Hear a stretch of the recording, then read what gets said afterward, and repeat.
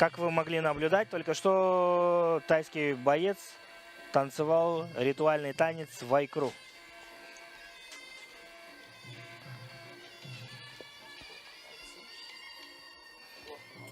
А Николай Самусев тоже решил, в свою очередь, танцевать вайкру. Этот танец с элементами растяжки может быть воспринят как и разминка перед боем. Также во время танца вайкру боец настраивается на бой, выходит в правильное эмоциональное состояние.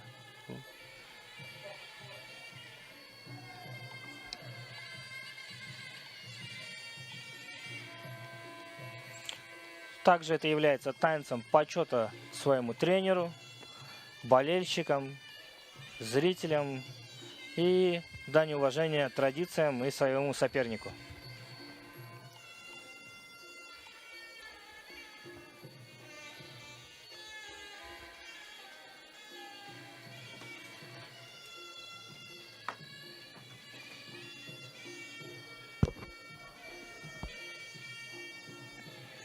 Хотелось бы отметить, что на нашем турнире присутствует живая музыка, то есть 4 музыканта из Таиланда сопровождают полностью наш турнир и танец вайкру и во время боев. Во время боев музыканты наблюдают ведение боя и с помощью музыки могут подгонять спортсменов, задают темп боя.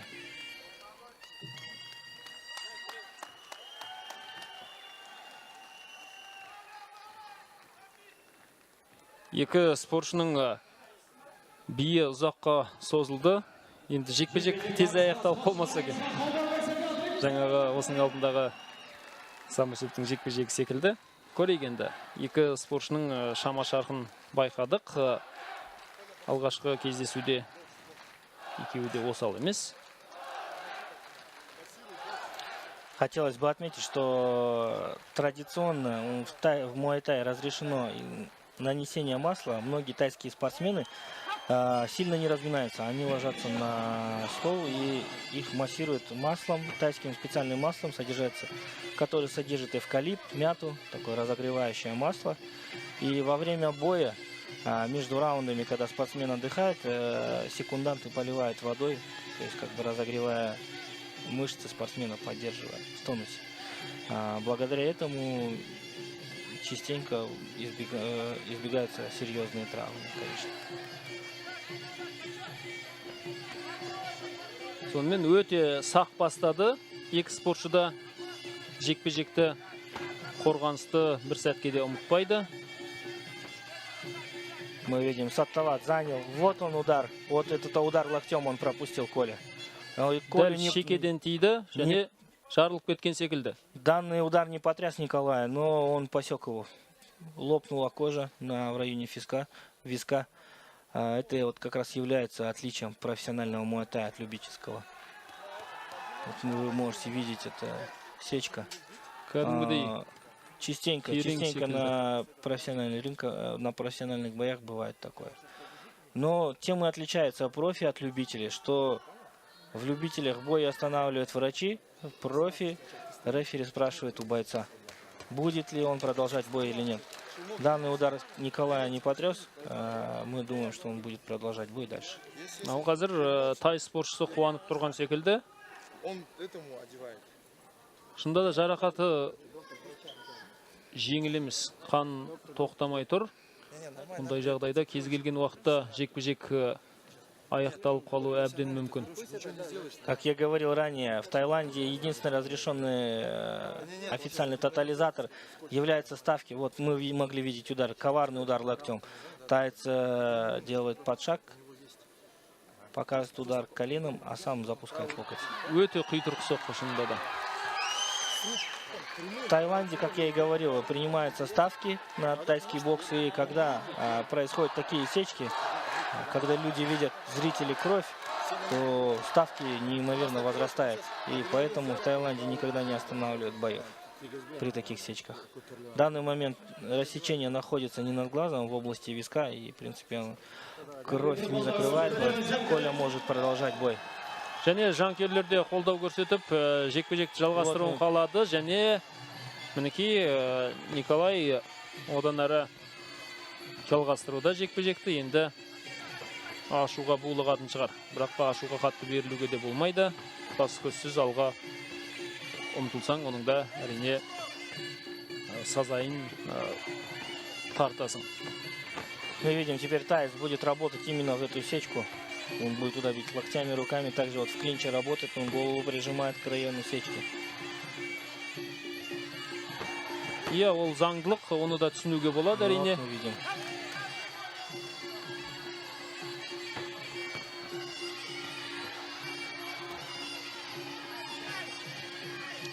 Өте сақ бастаған еді жекпе-жекті. Тіпті өзі де сезбей қалды. Ол соққыны қалай жіберіп алған. Тіпті бір ұрған сәтінде бізде байқамай қалдық. Қайталауда барып анық аңғардық. Дәл сол шынтақпен ұрған. Сол соққыдан сақтанып жүр. Әрине мұндай жарақаттар кедергісін келтіреді ғой спортшыларға. Примерно так выглядит настоящий муай-тай. Жесткий, бескомпромиссный, с кровью. Не зря у нас такой... До этого вы поднимали вопрос касательно ринга. Ринг специально создан для муай-тай. Нам, для нашей федерации по заказу делали в Таиланде. Привезли его недавно с Таиланда. Как вы видите, на нем покрытие черное. На черном покрытии не видно крови. Ринг от боксерского отличается тем, что у тайского ринга нет цепей. По всему периметру канаты натягиваются с помощью карабинов. Также канаты чуть выше находятся и жесткость канат другая совсем, потому что большая работа ведется на канатах, клинч на канатах работается, а в боксе канаты не задействованы в работе. Иә, мінекей осындай ерекшеліктері бар екен. Муай-тай жекпе-жектер өтетін рингте. Сонымен бірінші раунд аяқталды. Бірінші раундта енді тайландтық спортшының қалындай соққылар жасаған көрдіңіздер. Соның бірі мінекей Николай Самусевтің жарақат алып қалуына әкеп соқтырды.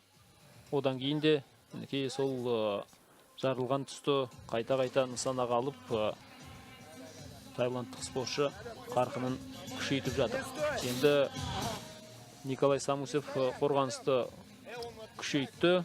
Енді жасқанып сескеніп жүр. Жарақаты одан сайын ашылып кетпесе. Енді кез келген сәтте жекпе-жекті тоқтату қаупі жоғары ғой. После получения рассечения Николаю надо будет стремиться завершить бой досрочно. Он сейчас должен будет обострять бой. Нужно по возможности оставить силы. Ну, конечно же, после такого рассечения Коле нужно обострять. Он сам бежит за тобой. Сейчас там, Майя, ты воин или кто ты? Коля оправдывает свое прозвище воин. Коля не сдается, Коля идет до конца. Ендеше іске сәттейміз. Көрейік, жанкерлердің барлығы да Николайға тілеулес болып отыр. Сонымен жекпе-жек одан ары жалғасады. Екінші раундта шынында да Николай Самусев отандасымыз қарқынын күшейтіп, шабуылдарын үдете түсті. Шынында да Қайрат, сіз айтпақшы, уақытынан бұрын жеңіске жетуге ұмтылады. Бірақ енді оңай емес.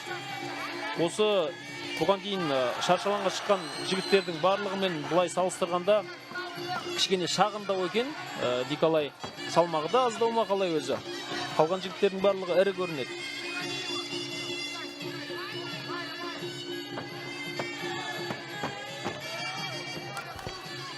Процедура взвешивания была проведена накануне, 14 июня, за день до турнира. Поэтому многие спортсмены, так как в любителях несколько боев, а в профи ему нужно сделать всего один бой, то есть на один день вес нужно сделать.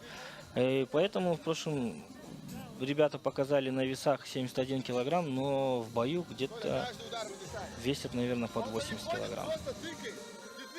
78, возможно. Вот сегодня мы их на весы не ставили, к сожалению. Мы видим, рассечение не останавливается, Катман работает, тренер замазывает вазелином сечку.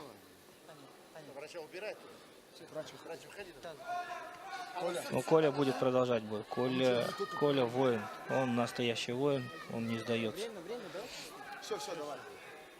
Вот мы здесь видим хороший повтор, Коля попал в боковой. Шынында да жігер мінезді спортшы екен.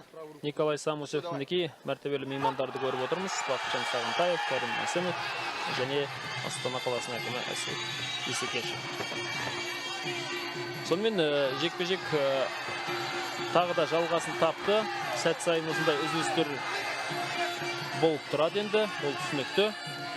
Енді бұл жекпе-жекті жеңіске жеткен күннің өзінде алда финал бар, тағы бір жекпе-жек. Енді оған дейін үзіліс болады. 51 келі салмақ дәрежесіндегі жекпе-жек ұйымдастырылатын болады. Дегенмен де дәл мұндай жарақаттың шынында да біраз кедергісі болатындығы анық. Тағы да сол нүктені қайта нысанаға алып көздеп жатыр. Тамаша оң қолмен ұрған соққысы дәл шықшыттан тиді. Жалғастыру керек. Николай осы көбінесе аяқпен бәрде қолмен жақсы жұмыс істейтін секілді, жұдырықтармен. Өзіңіз айтпақшы енді Коля крепкий парень, он работает и руками, и ногами, физически одаренный парень. И, естественно, это ежедневная работа в зале. Мы видим сейчас. Бірнеше соққыдан кейін сәл тізгінді тартып қаймығып қалған секілді тайландтық спортшы. Коля занял центр ринга, работает первым номером. Как я и говорил, он должен обострять, чтобы закончить бой досрочно. Тайский спортсмен также работает, пытается нанести больший урон в область рассечения Николая. Тамаша тіземен тамаша соққылар жасады. Қара қабырғаның астынан толқылдатып тұрып, әрине оның да өз әсері болатын түсінікті. Мінекей айналып ұрды. Айналып соқты қолмен.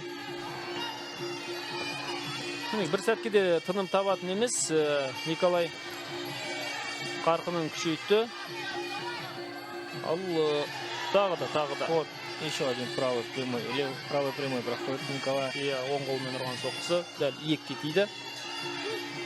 Коля предлагает видеть боя, но Тайс предпочитает работать вторым номером.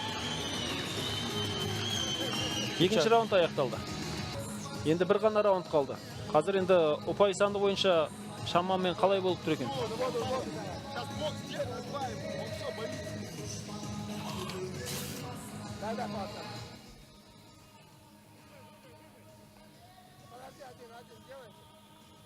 Енді бірінші раундта сәл тайландтық спортшының басымдығы байқалғанымен екінші кезеңде жарақатына қарамастан Николай Самусев жігер мінез танытты.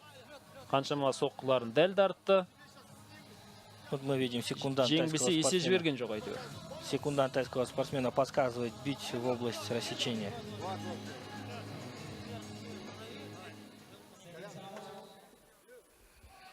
Финальный третий раунд. Мінекей, мына соққысы тимей қалды. Әйтпесе шында да естен тандыратындай соққылардың бірі еді. Сонымен үшінші раунд. шешуші раунд. Әзірге таразы басы тең деп айтуға болатын шығар. Шамалас, екі спортшында деңгей тамаша. Вот он, правый прямой. Нокаут қазір. Орнынан тұралар ма екен? Дәл ектен тиді. Міне тіпті бапкерлер, Но Тай встает. бірақ мына тай спортшы орнынан тік тұрды қайтадан. Бірақ Это был әлде нокдаун. тәлтіректеп тұрған Бой секілді. продолжается. Жалғастыру керек осы қарқында. Как мы видим, Таец хочет реваншироваться. Таец сам обостряет бой. Идет навстречу Коле. Тез есін жиып алған секілді. Әлде соққа ауыр болмады ма? Бірақ әлі де бет қаратпай ұрып естен тандыруға болады. Мінекей, ол да қайтатын емес, оның да ашуына тиген секілді. Тамаша, нағыз муайтайдың ашық айқасы. Бір-біріне лайықты қарсыластар. Вот он нокаут, вот он нокаут. Тамаша Правый перкот снизу. астынан көтеріп ұрды. Ал енді тік тұралар мекен тайландтық спортшы. Жоқ, қиынау жағдайы. Дәрігерлер керек көмекке. Өте тамаша жеңіс. Мінекей, құрметті көрермендер, Николай Самусевтің жеңіске деген жігер мінезін көрдік. Жарақатына қарамастан мінекей, 3-ші раундта уақытынан бұрын аяқтады жекпе-жекті. Жеңімпаз деп айта берсек болады ғой қазір бұл жекпе-жекте, бірақ алда әлі финал барын ұмытпайық. Ал қазір жаңағы соққылардың қайталауын асыға күтеміз. Тіпті есін В лучших традициях американских боевиков 90-х мы смотрим ситуацию. Коля получил рассечение, глубокое рассечение в первом раунде, но смог перебороть, собраться и в третьем раунде нокаутировал шынында да Тайца. драмаға толы жекпе-жек болды бұл шынында да. Драматическая развязка этого боя. Коля оправдал свое прозвище воин, он доказал, что он не зря вышел в этот ринг. Мінекей, әлі де аяғын нық баса алмай жүр Как тайландтық спортшы. Таец не восстановился от нокаута. Тәлтіректеп жүріп, қалпақтай ұшты.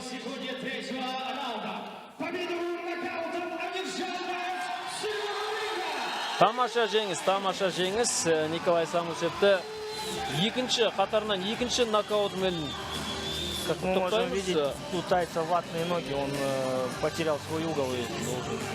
Сейчас надеемся, врачи окажут ему необходимую помощь. Иә, дәрігердің көмегі керек. Мінекей, өзі де соққы жіберіп алды, соған қарамастан. И вот он, снизу. Тамаша ұрған екен, ашылып қалды, өзі де соққы бағыттаған, сол қолмен тай спортшысы астынан көтеріп ұрды. Неожиданный удар был для Тайца, он его не видел вообще.